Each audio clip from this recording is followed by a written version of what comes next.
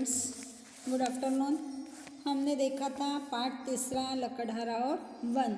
इस पाठ के मैंने आपको प्रश्नोत्तर पाठ समझा दिया था और प्रश्नोत्तर का स्वाध्याय दिया था। आप लोगों ने स्वाध्याय किया होगा और यदि नहीं किया तो फिर करना है आपको, ठीक है। तो आज मैं आपको स्वाध्याय समझा कर देती हूँ। क्या बताया भाई? पहला प्रश्न पहले दिया आपको शब्दार्थ। शब्दार्थ के अंदर आपको दिया है, पहला शब्द है हामी भरना। क्या दिया है? हामी भरना। ये तो मुहावरा दिया, हामी भरना बोले तो। हामी भरना इसका मतलब क्या होता है? स्वीकार करना। क्या होता है इसका मतलब? स्वीकार करना। दूसरा दिया आपको घोड़े बेचकर सोना। घोड़े बेचकर सोना यानी निश्चिंत सोना, बिन फिक्र सोना, कोई प्रकार की फिक्र नहीं करना, उसको कहते हैं निश्चिंत होकर सोना। समझ में आया? घोड़े बेचकर सोना यानी निश्चिंत होकर सोना। और तीसरा दिया आपको अपने पैरों पर कुल्हाड़ी मारना। इसका अर्थ है स्वयं अपना नुकसान करना, अपने हाथों से अपना नुकसान कर लेना। ये हो गया मुहावरा और उसका अर्थ। आया ध्यान में? अब हम देखेंगे प्रश्नोत्तर। प्रश्नोत्तर में आपको शब्दार्थ आया हुआ है उपकार। उपकार का मतलब होता है नेकी और भलाई। क्या होता है? नेकी और भलाई। नेकी या भलाई, कोई भी एक शब्द लिख सकते हैं आप। उसके बाद में भाग्यवान। भाग्यवान का मतलब होता है किस्मत, किस्मत वाला, तकदीर वाला, उसको कहा जाता है तकदीर वाला। तीसरा दिया है आश्चर्य। आश्चर्य का मतलब होता है अचंबा या विस्मय। क्या होता है? अचंबा या विस्मय। शब्द में आए शब्दार्थ। अब इसमें दिया आपको पहला प्रश्न, संजाल पूर्ण कीजिए। संजाल पूर्ण कीजिए। इसमें दिया आपको कुल्हाड़ी पानी में गिरने के कारण खड़ी हुई समस्याएं। क्या क्या समस्या आ चुकी थी उनको? तो पहली समस्या आई थी कि कुल्हाड़ी तो गिर गई। आपने पाठ पढ़ा होगा तो आप इसका उत्तर बराबर लिख सकते कि उसको कौन सी समस्या आई थी।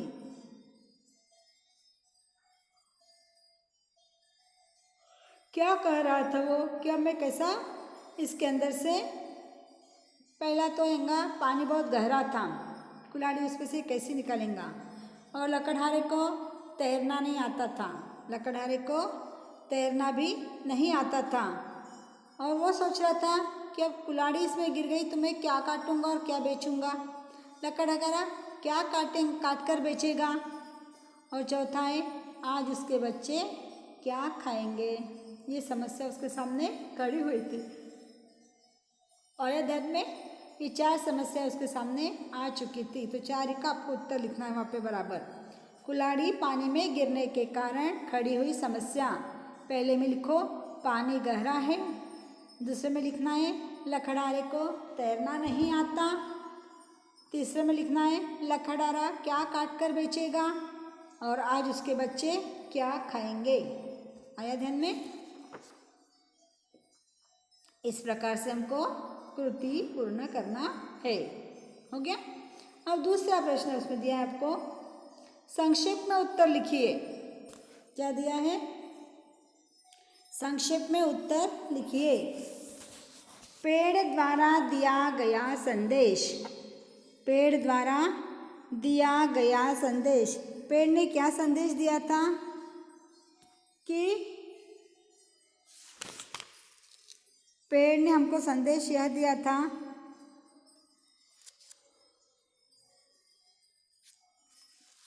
कभी हरा भरा पेड़ मत काटो। क्या संदेशा दिया था उसने? कभी हरा भरा पेड़ मत काटो, उन्हें अपने बच्चों के समान पालो ताकि चारों ओर हरियाली छाई रहे। ठीक है? क्या संदेशा दिया था पेड़ ने? पेड़ ने कहा था हरा भरा पेड़ मत काटो, उन्हें अपने बच्चों के समान पालो ताकि चारों ओर हरियाली छाई रहे। समझ में आया? यह संदेश पेड़ ने दिया था।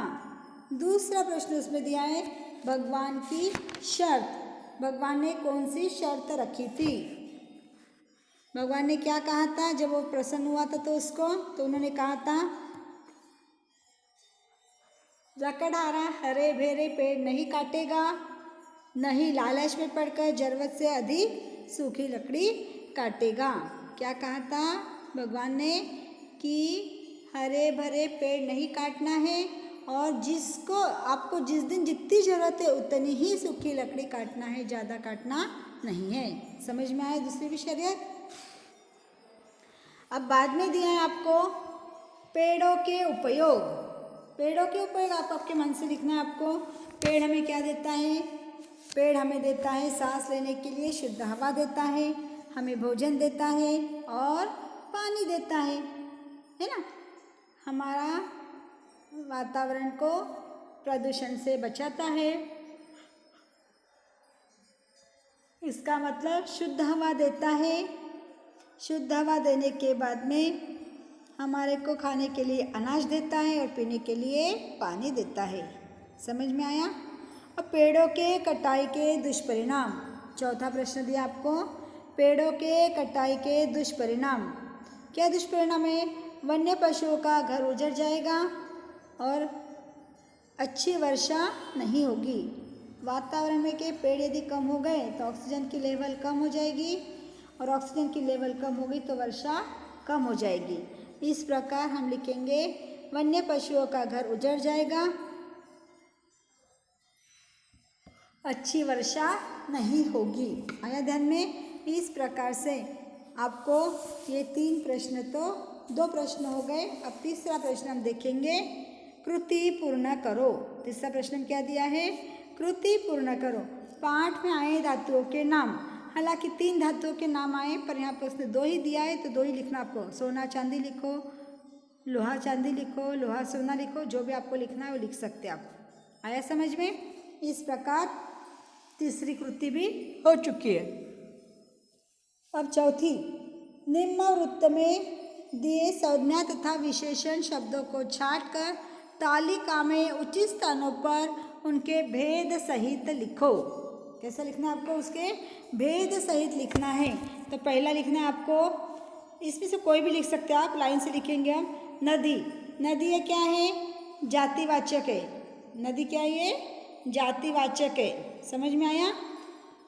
जातिवाचक संज्ञा है नदी करके। बाद में हमको दिया है दूसरा, पहाड़ी। पहाड़ी क्या है? यह भी जातिवाचक है। सीता, सीता व्यक्तिवाचक आएगा। सीता व्यक्तिवाचक। उसके बाद में क्या है? वह क्या है?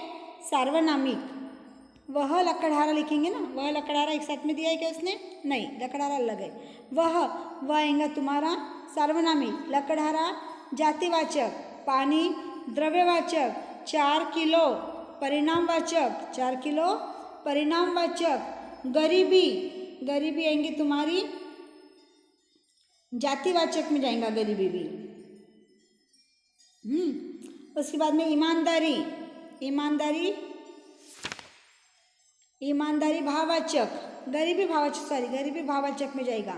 ईमानदारी भाववाचक। गंगा व्यक्तिवाचक, पालक जातिवाचक। 10 आएगा तुम्हारा संख्यावाचक। चांदी द्रव्यवाचक, कोई सार्वनामिक में जाएगा कोई। सभा जाएगा तुम्हारा समूहवाचक, बहुत सारे लोग होते हैं। और धनी जाएगा तुम्हारा गुणवाचक। इस प्रकार उसके विशेषण कौन से अलग लिखो और संज्ञा कौन से वो अलग अलग, तो इसमें लिखना है। ठीक है। उसके बाद तो आपको प्रश्न दिया है, पाठ में प्रयुक्त कारक विभक्तियाँ ढूंढकर उनका वाक्य में प्रयोग करो। तो ये कारक आपको ढूंढना है और लिखना है। ठीक है। आज हम यहाँ तक के रखेंगे, कारक हम कल के पीरियड में और देखेंगे। ओके, ठीक है।